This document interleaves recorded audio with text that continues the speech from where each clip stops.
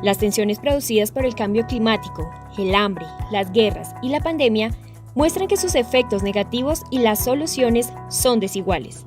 A partir de esta problemática, nace el Educar para la Vida, un evento virtual del 2 al 12 de noviembre. Contaremos con más de 50 conferencistas de diferentes lugares del mundo. Los invitamos a inscribirse a nuestra conferencia y a seguirnos en nuestras redes sociales @Educar para la Vida en Instagram y @Educar para la Vida 2021 en Facebook. Visita nuestra página web educarparalavida.co. Okay, we're going to start. Greetings to those who are joining us today. We are here with Galeboe Motlajoe from Botswana. He is the co-founder of the Society of Road Safety Ambassadors. And this is an experience that participates in the World Meeting Educate for Life in the Educate for Citizens file. But Galeboe is going to tell us more about it. So I think we can start. Galeboe. Yes, can I share my screen?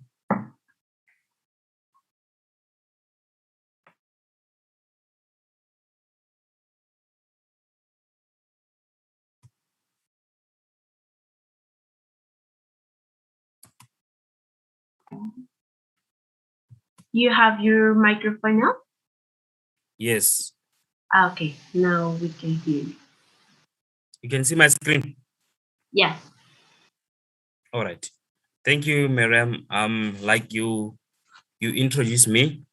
My name is Galeboe Motlajoe. I'm the co-founder of a youth road safety NGO in Botswana called SORSA. SORSA stands for Society of Road Safety Ambassadors. So today I'm going to share about the role of a civil society and best practices.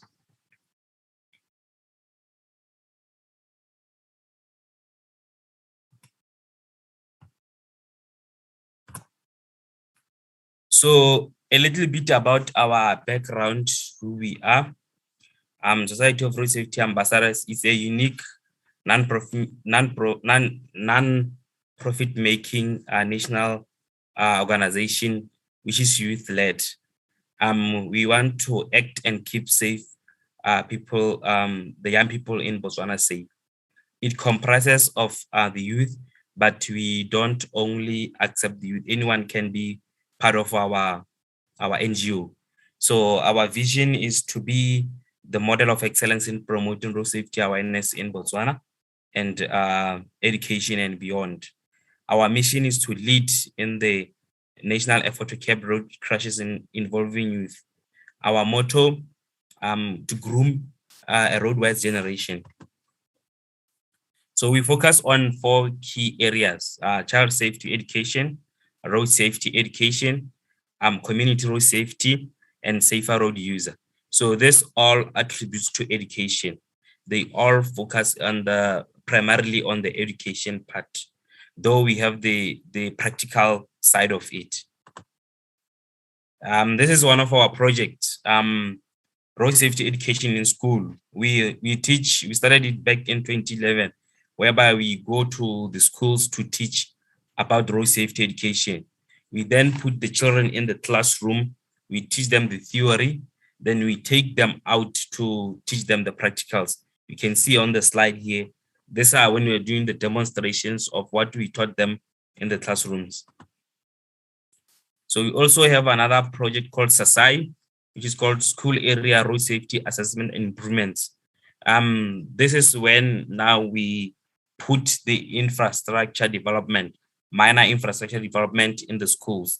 Like you can see on the far right there, on my far left and your right, the speed humps, which slows down the car in front of the school. We also do put the pedestrian crossing, which is commonly known as the zebra crossing. We also have the paved footways, which direct the traffic, the flow of the students from home to school, so that they don't go into the main roads. Monitoring and evaluation. In one of our projects, or in our projects, when we do our project, we also monitor and evaluate the impact. we do the impact assessment, we do the impact evaluation to see that if the interventions that we have put, are they any beneficial, and is there where we can improve, or where we can take edit, or we can do more. So this is whereby we now sit down and see the places or the schools that we have put the interventions to see if they are working. And these are examples of the infrastructure development. We have a map whereby we take the plan, the outline of the school, or the physical location. Just like when you are building a house, you need a plan where you are going to put the speed hump, where you're going to put the sign, where you're going to put the speed hump. So everything here has to be drawn by the architect or someone who draws the plan, so that it can illustrate and outline, so that it can be approved by the council or the municipality on that area, so that they can be able to use them and they can be official. So some of the conferences that we attended is the in Morocco in 2014. We have attended the second global meeting of Alliance of Road Safety NGOs. We have had a national symposium in Botswana, Then in 2015, we have attended the second high global ministerial conference. In 2016, we have attended the Every Journey, Every Child conference. In 2017, in South Africa, we have attended the ICT workshop on transport. In 2018, in Namibia, the third Road Safety Summit. And in 2019, we have attended the global meeting of Alliance of Road Safety NGOs. And in 2020, before the COVID pandemic, we have attended the third high global ministerial conference. So these conferences, we have attended them, but we have also gained experience, and we have also gained exposure. And some of them we have presented like I'm presenting today.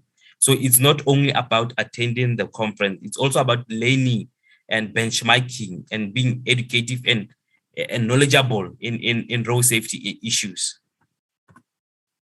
So these are some of the trainings that we have attended when we attend these conferences. Some of them may have attended them in those conferences that I've outlined in the previous slide. So in our NGO, we have won awards that shows that our project have bared food, and this award, mind you, the international awards. This one we have won for the project that we are doing, the feasibility project that we are doing, and this was an African transport policy which was held in Zimbabwe, Victoria Falls, in 2019 for our project. So it actually won the award under the project category. So in 2020, we also competed in the Global Fleet Championship in collaboration with another road safety NGO in United Kingdom called Break. So we were looking for global fleet companies here in Botswana which have the best practices. So we have shortlisted them. Then this one, Unitrans, won the award, the overall award. It has the most best practices and best educative initiatives and best policies in place, which made it better than other trucks, other global fleet trucks companies. So we have a project that we call Too Young to Die, which we do mostly in primary schools, like I said earlier. So this one, we are doing it in 3 primary schools, whereby we were choosing the primary schools, and we have the minister coming to the event and officially opening the event. So you can see the certificate next to the picture on the top there. So we also designed the certificate for the participants, for the children who participated in this project. So this project was in 2 ways. It was the education side, and it was the infrastructure side, whereby we teach them. Then from there, their school it will benefit on the minor infrastructure programs or minor infrastructure improvements, whereby we put, like you can see the picture below there, there's a painting on the classroom, a mural, and there's a speed hump was put, the pedestrian crossing was put, and all the like. So this one is the Scholar Patrol Safer School Zone training, whereby we take the children, then we teach them about road safety education in the classroom, how to cross the road. Then from there, we take them to the road now to do a simulation, to demonstration, to show them what we were talking about in the classroom.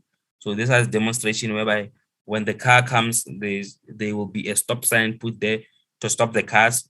And when the cars have passed, then they will put on the go sign, then the children will pass. And just like it, when you stop in the car, children pass. When you stop the children, the car pass, just like that. So this year, because March was the International Women's Day, we took the initiative upon us that we recognize the women in road safety, be it the paramedic, the nurse, the police officer, the road safety officer. So here we have invited our guest of honor, who was the Mrs. Botswana, who came to give them a word of advice, who came to share with them, and we came to encourage them to be good at what they are doing and to continue with what they are doing. So we invited different people to educate. And again, this was the information sharing and the education part of it. So people were, the ladies or with the women were really being educated, and they were having a good time. So this is some of the project that we do at night. It's called Sobriety Campaign. It's whereby we partner with the police and we stop the cars which we suspect people have been under the influence or who have been drinking, to say no. When you have drink a lot or so much more, you wouldn't necessarily have to drive.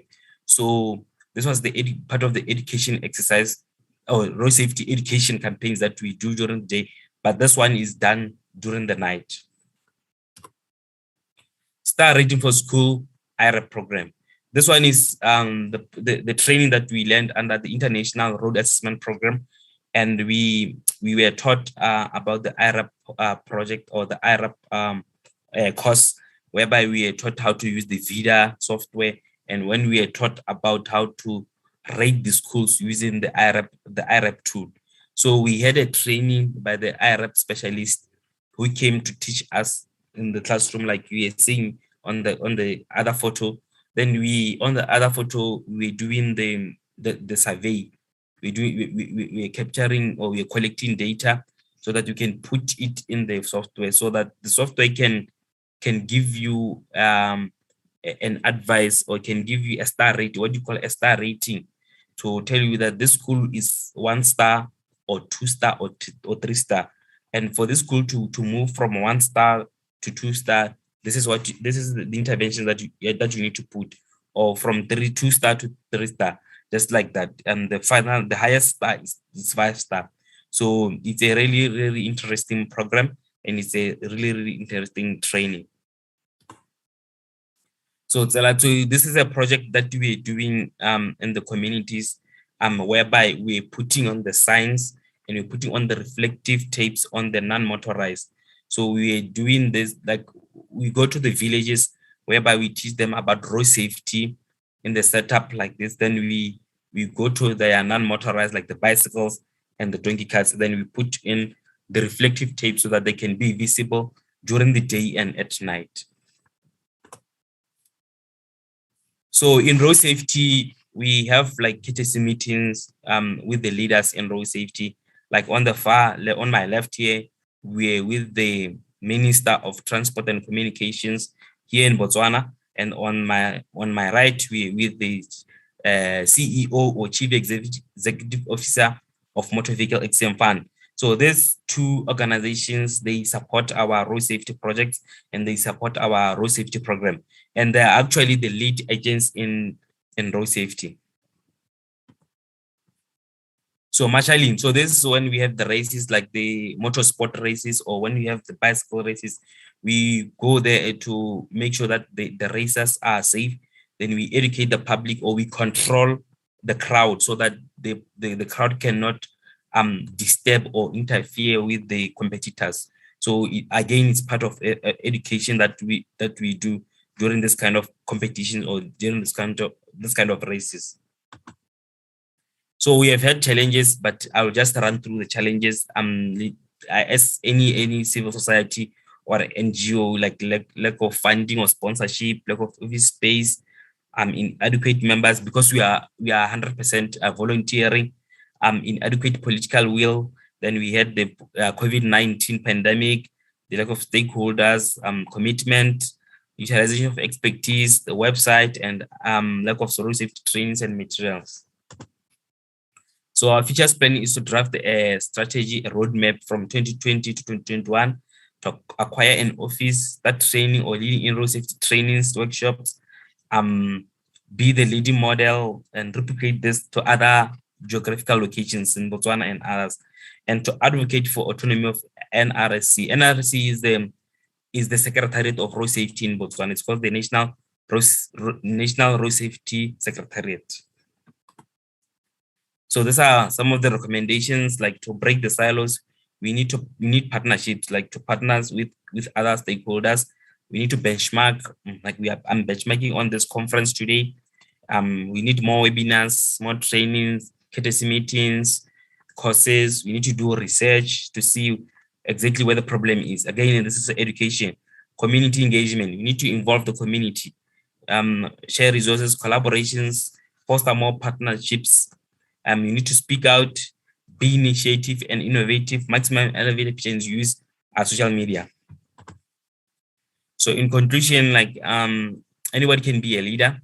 The communities, the government, civil society, parliamentaries, municipal governments, private companies, foundations, schools, police, emergency services, international agencies.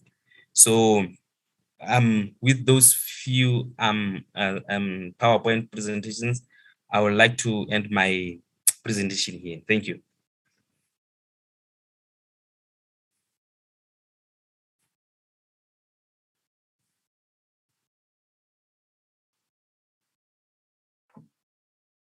Okay, Mutlahoe, thank you so much. First, for being part of this hard work, and the second for sharing it with us today. Now that we are open to questions, I want to say that I think that, as you have mentioned, it's very important to continue sharing this pedagogy of the road safety education around the world. And I think that this first question concerns to that, and is how do you expect to continue reaching other parts of the world in the future? I mean, what is your strategy of share this knowledge around the world?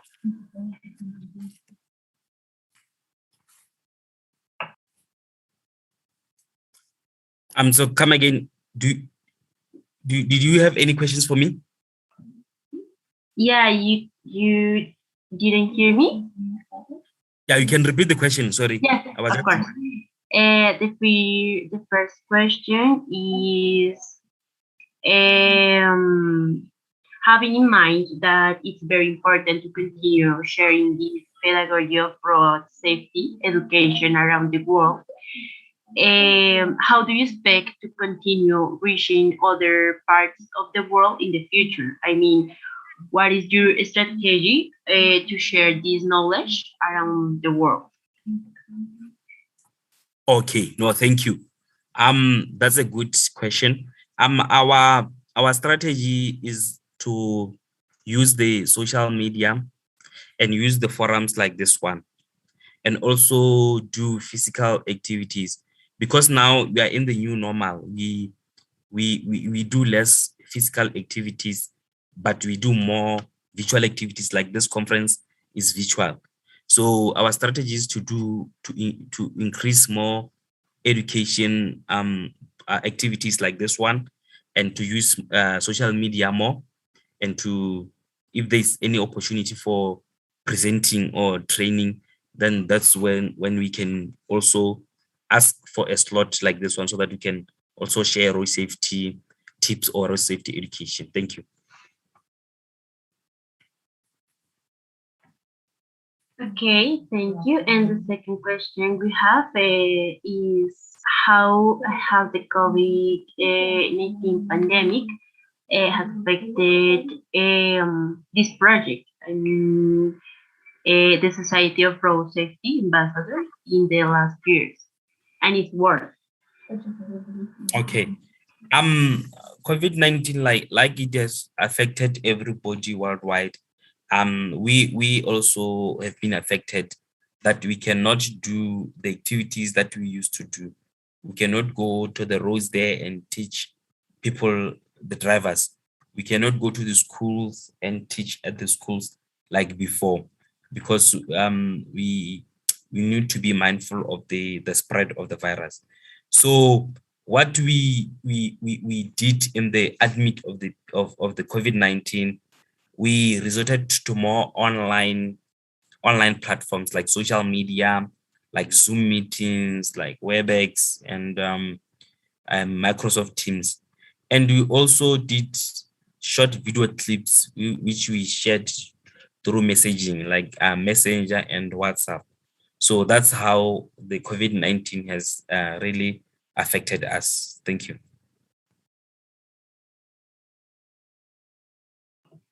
Okay, Oliver, thank you so much. And I don't know if you want to add something to this presentation, or maybe you want to share with us the social media of the project, or maybe a website. Come again, I didn't hear the question.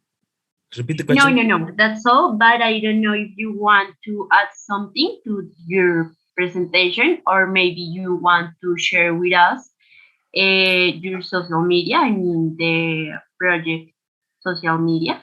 Okay. No, I wanted to ask if from this conference, is there going to be another conference? And if so, will we be like the speakers on this conference? Will we be invited again? But as for our social media, our Facebook page is the Society of Road Safety Ambassadors. Thank you.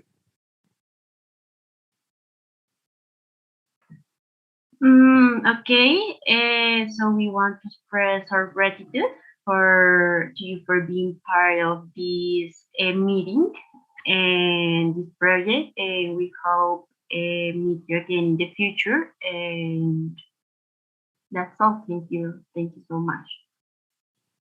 All right. No, thank you very much.